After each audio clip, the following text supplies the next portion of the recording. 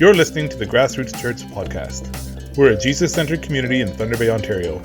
You can learn how to participate more by going to our website at grassroots.church. Good to see people have come back. Thank you. Today is Pentecost, and I don't have, haven't really worked that into my sermon, other than, so today we're talking about chaos and order, and I suppose at Pentecost, in Acts 2, there's this idea that I guess it would have been pretty chaotic to hear all those languages at once, and yet for some of the people there, it would have been the only time where they heard the word in their own language. So I don't know. There's something there, I guess, but that's as much as I'm going to do about that. So this is part 2 of my my part of the presentation on Theodicy. And if you don't like it, you can't fire me because I'm not the pastor. My name is Corey, for those of you who don't know. I'm a member here at Grassroots. I have a background in chaplaincy and some training in psychotherapy. So like last week, this might be a bit non-linear, and it may become a little bit more abstract this week. So if you don't track with the whole thing, that's okay. I hope somewhere in this message something will be impactful for you. I also invite you into a place of curiosity and wonder today. There will be times where I just ask certain questions that I honestly don't have an answer for. I just think it's worth thinking about. So where did we leave off? Last week I talked about a lot of different things, the role of lament and witness, and how God made us with this core vulnerability to suffer because we find our fulfillment outside of ourselves. We are not entirely complete on our own. We left off with Nicholas Walterstorff and some quotes from Lament for a Son, and this idea that suffering love is the meaning of things and that God willingly suffers with us. So I wanted to briefly continue and finish this idea before moving on to a new one. There's this guy, look how happy that guy is. What a nice guy. That is John Lennox, and he is a mathematician. And if you go on YouTube, he has debates with people where he defends his faith, and he always does so in a really gentle and loving way, and I find that refreshing. Something that he said I thought was interesting is that in science, when people have an unsolvable question for a very long time, they eventually have to ask this question. Maybe we're asking the wrong question. And I thought that was really interesting when it comes to theodicy. If your questions on theodicy were answered, would it actually change the pain? Would it ever be a satisfying conclusion? If there was an answer that was really logically sound, would that be enough for you to say, yeah, okay, that's it, I understand it now? Would it actually change anything? In some ways, yes, maybe, but in other ways, probably not. Because this question, as I said last week, is a journey of expressing pain and lament and struggling to make to make meaning of things and pick up the pieces afterwards. These questions are usually asked out of a place of crisis or after crisis, and they're really lament or part of this process of expressing the pain to move through the pain in relation to God. Or sometimes it's a place where we get stuck. So they still must be answered, but it's important to differentiate where someone is in that journey and whether it's a spiritual or psychological symptom rather than a theological question. Eventually, this sense of meaning must be rebuilt. So John Lennox approaches this in a similar way as what I showed from Walterstorff. He says all worldviews must reconcile this problem of evil, not just the Christians. If you get rid of God, you calm this tension between God's power and his omnipotence, his benevolence, his goodness, and suffering, but what you're left with is nihilism. In other words, if you get rid of God, you don't have to worry about this tension between God's goodness and power and your suffering, but you also get rid of any sense of meaning to all of it. If you go down the route of nihilism, there is no God and nothing means anything, but you're still stuck with suffering and pain in a confusing world. And that might make more sense to people, but it leaves one with nothing to hold on to, really. There's no bearings and there's no hope. And so all worldviews have to reconcile with suffering at some level. But in Christianity, God suffers with us and offers redemption and resurrection through joining us in suffering. In the Christian worldview, we can have a sense of hope that we are not alone in meaningless suffering. We can hold on to the reality that God suffers with us, that we're not alone, and that redemption and resurrection can happen after suffering and death. So we might not have easy answers, but we do have a framework of hope where suffering and death are not the end. And ultimately, I think that's a little bit more to offer than a lot of other worldviews or structures of understanding this question. Christianity also offers us the fact that we're not alone in suffering, that we participate with Christ in suffering, and there's companionship and mutuality rather than meaninglessness. So there's this topic could be its own sermon on its own, but in the New Testament, there's this development that happens. Jesus participates in our suffering, and we participate in his. And through this process, suffering is connected to glory, just as death is connected to the resurrection. And I wasn't going to share much on this, but Steve read an old paper of mine from a few years ago and sent back a quote from the conclusion and said it was good. And so I reread it and I was like, well, yeah, that's pretty good. Maybe I'll share that.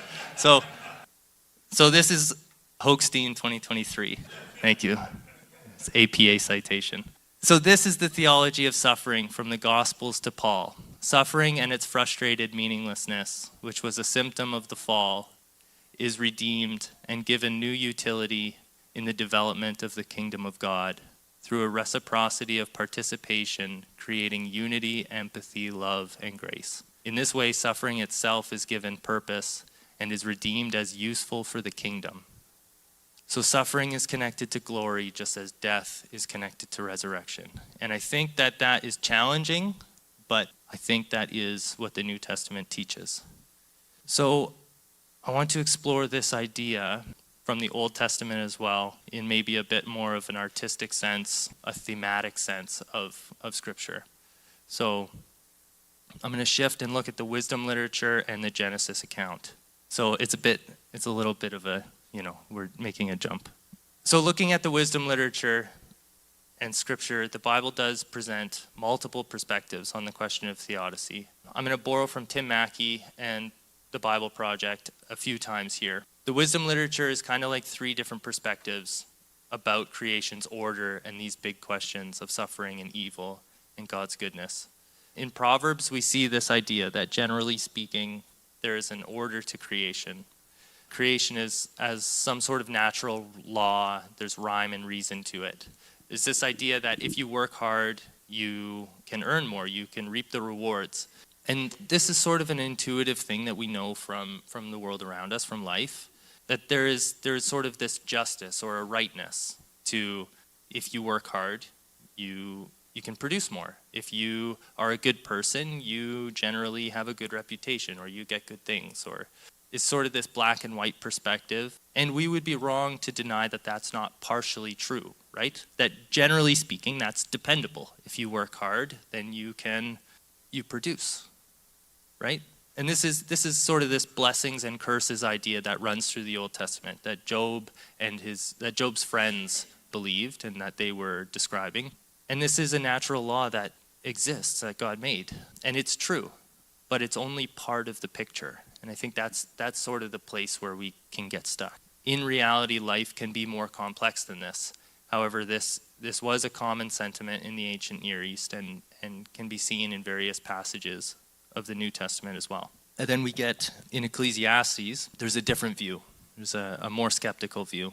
We see that in society, people are corrupt. And, sometimes it's not hard work that gains wealth, it's corrupt practice. We see that in nature, it's not always the case. You can work really hard as a farmer, and you can weed and you can plant and do everything you're supposed to do, and then you get hit by a drought, or you get hit by this beetle infestation, or whatever it might be. And it doesn't always work out. In Ecclesiastes, it says, the race doesn't always go to the swift, nor the battle to the strong. So Proverbs presents this idea of order that we can often see in creation, and Ecclesiastes kind of pokes holes in this basic idea. It says maybe it's not quite so simple. So this is the beginning of Ecclesiastes. Meaningless, says the teacher. Utterly meaningless. Everything is meaningless. And the Hebrew word for meaningless is hard to translate, but I don't think the English idea of meaningless really gets at it. It's more like something that's an enigma, or it's smoke-like, or it's elusive. It's something that's inconstant and that vanishes, that you can't really nail down. But what do people gain from all their labors at which they toil under the sun? Generations come and generations go, but the earth remains forever. The sun rises and sets and hurries back to where it rises. The wind blows to the south and the north, and around. All the streams flow into the sea, yet the sea is never full. All things are wearisome. The eye never has enough of seeing, nor the ear its fill of hearing, and no one remembers the former generations. So as a 4 on the Enneagram, I just love Ecclesiastes. For other people, it might sound like Eeyore from Winnie the Pooh just wrote a book of the Bible, but I think it's brilliant. You work hard, and what's it for? It's kind of interesting that there's this sense of order here, right? In Ecclesiastes, he's talking about creation's order, but he's also noticing that there's this kind of repetitive, random, chaotic, kind of meaningless aspect here. It's like Sisyphus, right? The wind comes and goes. You might build wealth in your lifetime, and then you die, and then 3 generations go by and nobody knows your name. And that is the reality of life in a lot of ways. But which of these voices is wrong? So they're presenting these kind of contradictory views, but they're both true of reality. And so we're back to this sort of dialectical opposition I was talking about a little bit last week. So we exist in this strange balance between chaos and order. And this is really what I want to talk about today and how it relates to our suffering. So to do that, I want to talk about Genesis 1. We have this amazing passage. In the beginning, God created the heavens and the earth. The earth was formless and empty. Darkness was over the surface of the deep, and the Spirit of God was hovering over the waters. I tried to bold some of it. It doesn't really come out. But God separates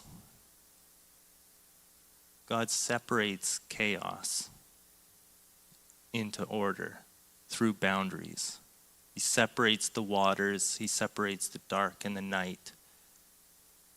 So we start with formless and empty, and we end with, as you go through this Genesis account, you end with these different aspects, an ordered creation that can bring life. In the Hebrew, there's this idea. This primordial chaos is tohu vavohu, and so it can get translated into that the earth was formless and God was hovering over the waters. This kind of idea, but you can think about it as sort of this poetic rhyme, that it's like wild and waste, that there's this sort of chaotic aspect of it. And that God brings it into order through boundaries. A large part of the creation story is God separating and creating through boundaries. And then he places his own image, the imago Dei, the human beings, right, as the caretaker of this creation, right at this midpoint, sort of between chaos and order. And it seems that in creating, God takes this chaotic nature of creation and brings order to it. And yet there's still kind of an aspect of chaos. It's not completely ordered, right? Not everything in creation is exactly perfectly ordered. It is, and yet there's still room within those boundaries for chaos in some ways. So it's like chaos has been subdued and harnessed, but it still exists within these boundaries in a good but not necessarily safe creation. So here's a thought to ponder. It's not a hill I'm willing to die on, but it's something I think is interesting to consider. Is there an aspect of the image of God, the Imago Dei, in us that allows us to see both the order and the chaos in creation?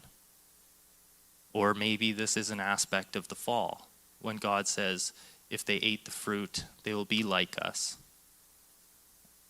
And that maybe that's an aspect of our humanity, that we can kind of see both the chaos and the order. I'm not really sure, but it seems like there's something about us as image bearers of God that allows us to see chaos and order, that we kind of exist in this midpoint, and as caretakers of creation to maintain those boundaries, or to subdue the chaos in some ways.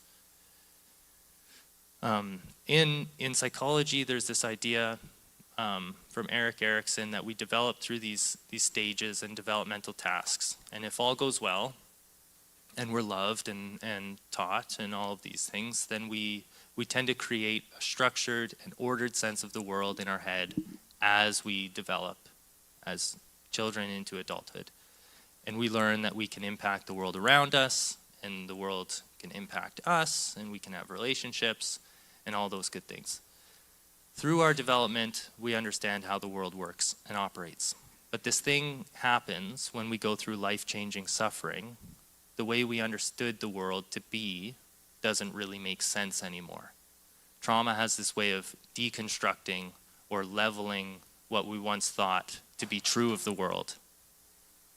In intense or sudden suffering, events have the ability to flip us from a sense that there is order in creation to a sense that, no, the world is chaos and life is chaotic. After trauma, it's very possible that we have to rebuild and relearn these stages of development.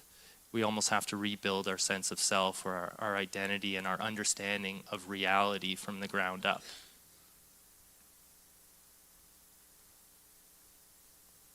In Trauma and Recovery is this famous text on trauma and psychology. But in that, Judith Herman says, the survivor is called upon to articulate the values and beliefs that she once held and that the trauma destroyed. She stands mute before the emptiness of evil, feeling the insufficiency of any known system of explanation. Survivors of atrocity of every age and every culture come to a point in their testimony where all questions are reduced to one spoken, more in bewilderment than in outrage. Why? The question is beyond human understanding. The arbitrary, random quality of her fate defies the basic human faith in just or even predictable world order. In order to develop a full understanding, the survivor must examine the moral questions of guilt and responsibility, a system of belief that makes sense of her undeserved suffering. And it's kind of interesting because this is not a religious text in any way, and yet it's kind of just articulated this question of theodicy so well. If I were to put that into theological language to articulate what Herman is describing, it's this incredibly painful human experience that suffering can bring us to a point where order descends into chaos. This is what I spoke on last week, the place of anguish and spiritual distress. But I think it's kind of this uncreating feeling. It's like the boundaries are ripped away for this. Like where God creates us in this place to thrive, and where things make sense, and when we go through suffering, it's like all of that kind of falls apart at the seams almost. If you felt that you know this decimating force in the ordered sense of creation. We have security and dependability, and we kind of know what to expect. And when pain and suffering destroy that sense, it feels chaotic. I recently, a few months ago, I rewatched Lord of the Rings, and it was so good. I would highly recommend, if you haven't seen it in a long time, or if you've never seen it, for shame. Tisk, tisk. But there's this beautiful thing that Sam does throughout the story as Frodo is more and more overtaken by the darkness of the ring. And so this evil and suffering are consuming his mind, and he's going through this process of destruction, of this like implosion. You get the sense of uncreation happening. And Sam does this most amazing thing. Something about this makes me really emotional. I don't know why, but there's this subtle thing that Sam does. Is any diehard Lord of the Ring nerd? No? Yeah. That's the picture. Yeah. So good. But I can carry you. No, what? Sorry, I misled you. That's bad. That's my bad. Does anybody know? Sam does this. It's something that he says. But he does it 3, maybe 4 times. Talks about hope. Right. Yeah. Yeah. In that exactly, in that same idea, he keeps bringing up the Shire, right? He talks about home. And so they're on the brink of destruction, and this is in The Return of the King. So they're like right at the end. And he says, "Do you remember the Shire?" Yeah, I don't know. I can't even read it. The orchards will be in blossom, and the birds will be nesting in the hazel thicket, and they'll be sowing the summer barley in the lower fields, and eating the first of the strawberries. That last line, though. Do you remember the taste of strawberries?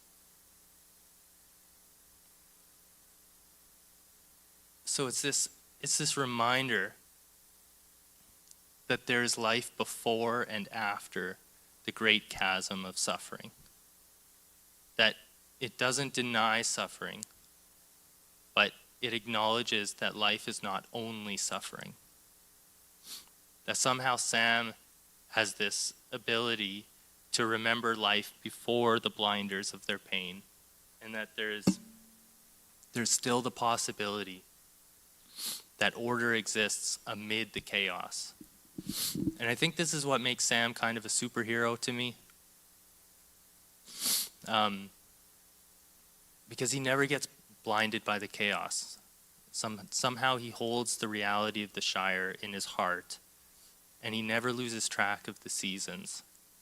He's a gardener, and so he's really tuned into these natural rhythms of creation.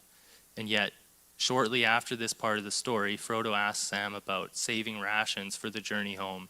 And Sam says, "I'm not sure there'll be a journey home." And so somehow Sam is both so in tune with the reality of the situation, better than Frodo or anybody else really, that no, we probably won't make it out of here alive. And yet he also is the only one who is able to hold this reality of hope, and that somehow he's faced with this destruction, and he can remember, oh yeah, these plants will be blooming, and this is what's going on back home. And what this illustrates, I think, is this human experience of great suffering, that we lose sight of order. We descend into a belief that it's all chaos, that it's all just meaningless. What's the point of all this, really? So God creates by taking chaos and making order through boundaries, and we sense the world around us as ordered through these boundaries. But when we suffer, we see it as chaos, and in reality, it's both chaos and order. And we have the ability to see both, but we tend to only see one or the other. And there's this similar thing that happens in Genesis and in Job, where there is this temptation. The temptation is ultimately around these questions of the boundaries. Is the boundary limiting me, or is it for my protection? In Job, the temptation really is kind of the same as it is in Genesis. I'll try to summarize quickly. I know Steve went through the story of Job, but there's this meeting with God and all the heavenly hosts, and Satan is there. And there's this wager between Satan and God. And Satan says, well, he only loves you because you've given him this hedge, this boundary. And so of course he loves you, but if you take that away, he'll curse you to your face. And so this famous wager happens, and everything's taken away from Job, and he goes through this incredible suffering, and he doesn't know why. And his friends sit with him for a week, according to ancient Near East customs, and they start to debate why this happened. And there's all sorts of theories that perhaps Job deserved it, like I was talking about before, this idea that, if you reap what you sow, sort of thing. And after a lot of debate and accusations, Job finally says, no, I won't be satisfied until I have an answer from God. So God, come down here and face me, because I demand that you show me why. And God's response is really baffling and kind of incredible. At the end of the book of Job 38 to 42, that's God's response. And in these 4 chapters, one thing that really stands out to me, there's a lot of things that God says that I'm sure we could draw out of the text, but one thing that comes up over and over again is an appeal to the boundaries in creation. God says, do you know, were you there when I laid the earth's foundation? Do you understand? Were you there when I marked off its dimensions?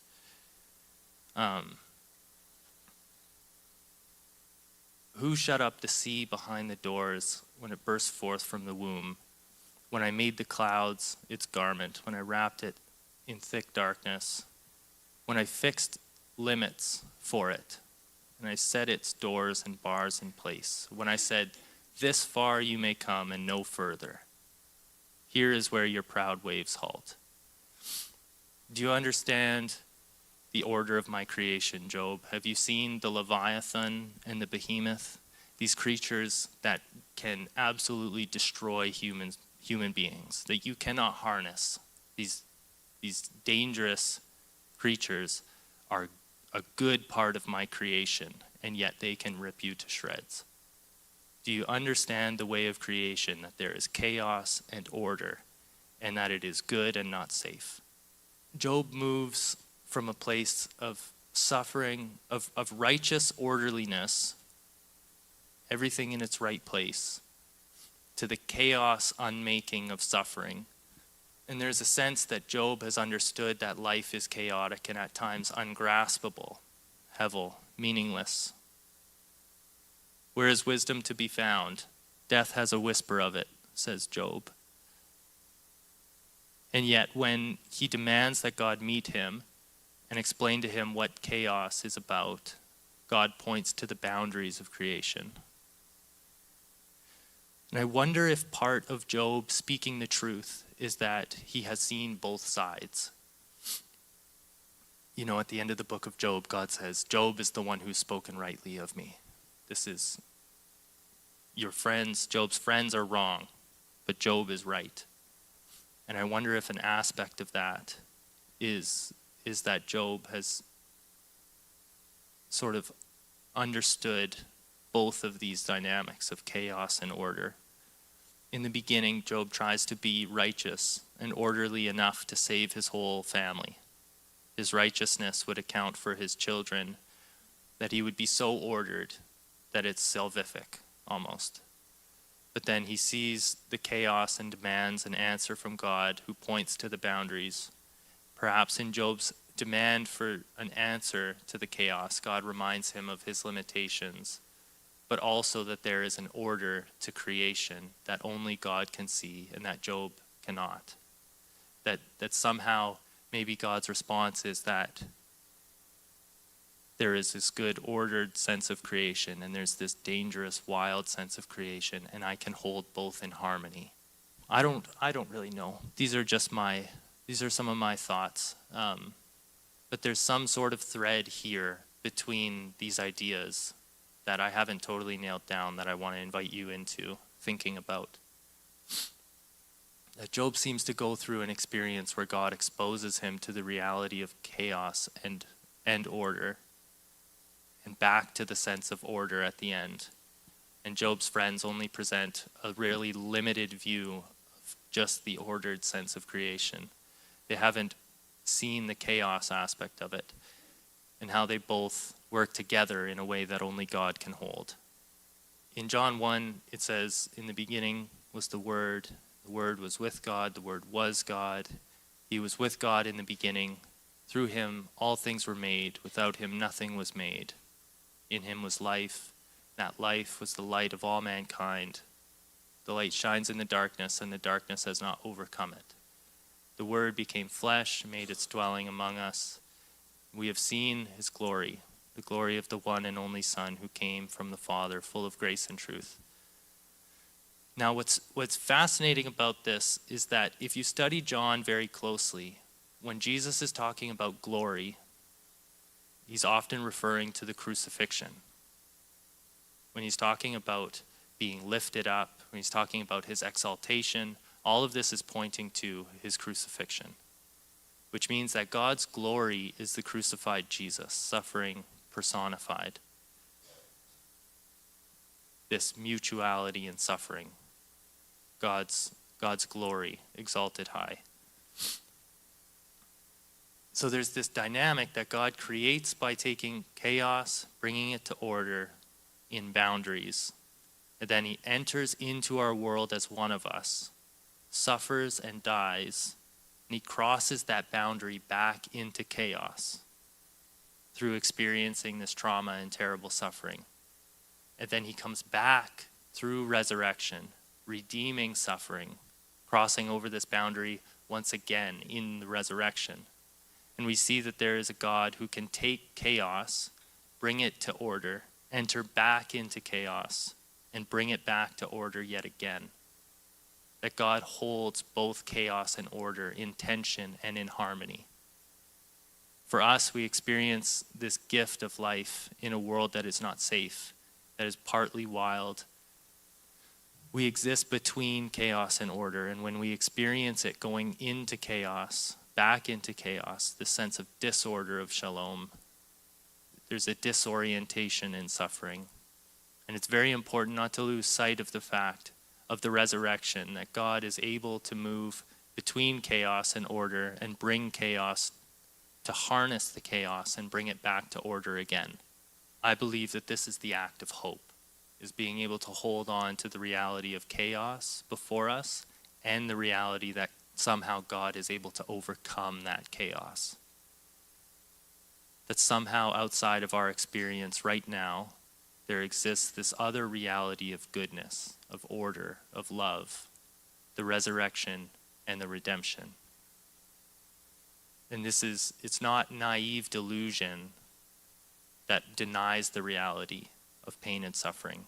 We hold on to the reality that life is filled with suffering and pain and confusion. This disorientation and chaos is absolutely real, is around us all the time. We can feel it acutely, and yet we also hold on to the truth of a God who can enter into the chaos and bring it to order, a God who can make dry bones live again, and that the light shines in the darkness, and the darkness cannot overcome it. I forgot to invite the band up, but that's the end. I don't have any more words, Matt.